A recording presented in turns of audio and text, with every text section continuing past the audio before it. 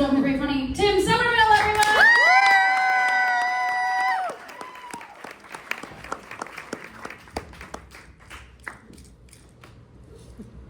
Hey everyone. I'm Tim. I think what I want you to know right now is that I got a really early start on substance abuse. Like really early. When I was 5, I took a liking to all these Flintstone vitamins that my mom was giving me every morning. And it wasn't enough for little Tim. When she wasn't looking, I grabbed the whole bottle, had a little bedrock party in my bedroom. Got really sick, I overdosed. Had to go to the hospital and get my stomach pumped. And the doctor, he was searching through all the rubble to figure out what the hell I ate. Bam Bam, Pebbles, and Barney rubble. My parents probably should have put me on some sort of watch list after that. Can you imagine how adulthood has gone for me? Turns out I like to drink. I like to drink like I'm on that show, Mad Men. But I have none of the charm. I'm a nervous goddamn wreck. It's hard to imagine Don Draper mobile ordering Domino's pizza at 3 a.m. Passing out drunk before it gets delivered. Domino's has a blacklist. And one could get on the Domino's blacklist, say if you order the same thing 4 times in a row, and pass out before you receive any of those orders. You're just hearing about Domino's blacklist for the first time. Good job. But I'm sober now. I've been sober for like 6 months. Raise a glass. We have one. You can do that in front of me. I'm not sober curious anymore, as they say. My dad used to say curiosity killed the cat. I think that's his very violent way of saying that I'm not the type of guy who can just drink on the weekends. And also, I think he just found just another way to call me a pussy. Love you, Dad. But slowly, I've been coming out as sober to all my friends and family, expecting all of these grand emotional responses, laughter, hugs, and tears. But instead, everyone just kind of being dicks about it. One of my friends was like, oh, thank God. Now I don't have to listen to you go on and on about launching a DJ career in your 30s. After you've had like 3 White Claws, you fool. Another one of my friends just thought I was coming out as gay. Finally. Which is fair, because they used to always call him gay whenever he didn't want to drink. Listen, I know a lot of people get a lot of enjoyment out of alcohol. I'm happy for you. I'm not joining the temperance movement over here. I'm anti-prohibition. I'm prohibition. I don't want to live in a world where people don't drink.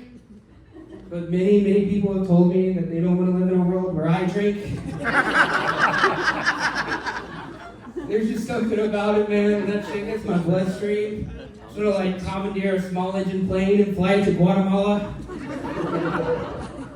Most people just want to catch a buzz, whatever that means. Want to shimmy around like a John Mayer concert. My body is not a wonderland. It's a proving ground for how far a man can take things and not get arrested. I do think I still hold the world record for getting kicked out of the most bars and never being arrested for it. Thank you. I'm like Michael Phelps backstroking out of all these bars. My medals are blinding everyone. I think it'd be really nice too if Guinness recognized me for my achievements in the world records.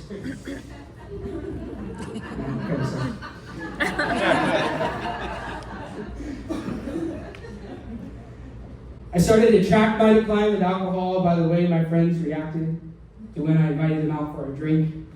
It started out like, hey, you want to go get a drink? My friends would be like, oh yeah, let's go. Yeah, let's get a drink.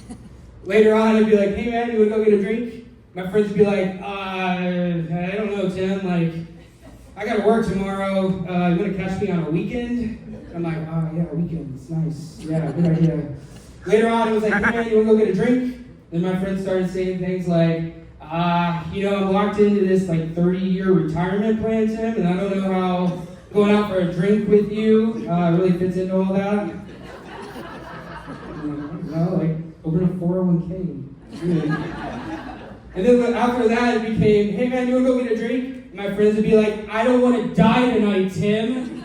I'm worried for my safety just having you invite me. I'm like, yeah, I think I need help.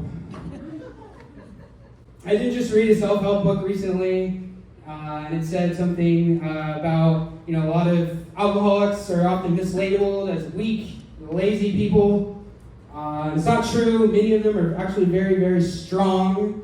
They're just stuck in a hole and they don't know how to get out of it. Think about that a lot. It takes a certain amount of courage and perseverance and organizational skills to individually message every member of your graduating high school class on Facebook Messenger at 3 a.m. on a Tuesday night.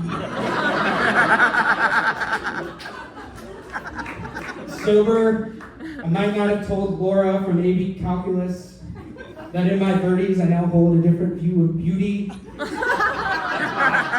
what I did as a teenager. Don't worry, Laura, I don't have an agenda. It's just platonic, just want to update you on my view of beauty. Get over yourself. I've completed entire projects of work under the catastrophic stress and hangovers. They administered sobriety tests in PowerPoint and Excel. No one would have ever known that I cleared out the mini fridge earlier. One time, back in 2013, I ate $45 worth of Taco Bell. And then 2 hours later, I threw it all up. In some circles, they call that performance art. Like Banksy with the cheesy gordita crunch. But I'm sober. I'm so sober that my therapist fired me. Just kept showing up to all the appointments, recapping all these books that I'm reading.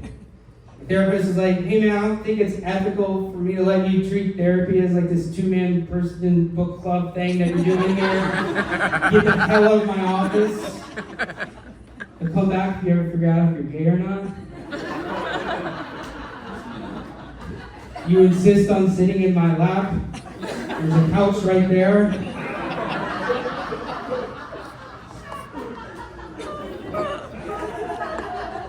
Another thing you should know about me, I am from Kentucky, but I'm one of y'all now. I live in Glenview, very close to here.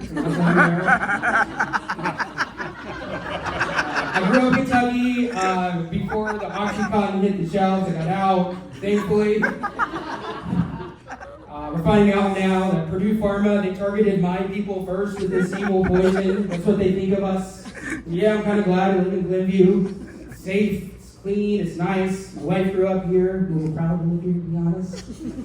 Then I found out all these people in Winnetka, Wilmette. I overheard a couple of them call this side of town Glentucky. Glentucky? God, are you kidding me? That is so specifically insulting to me.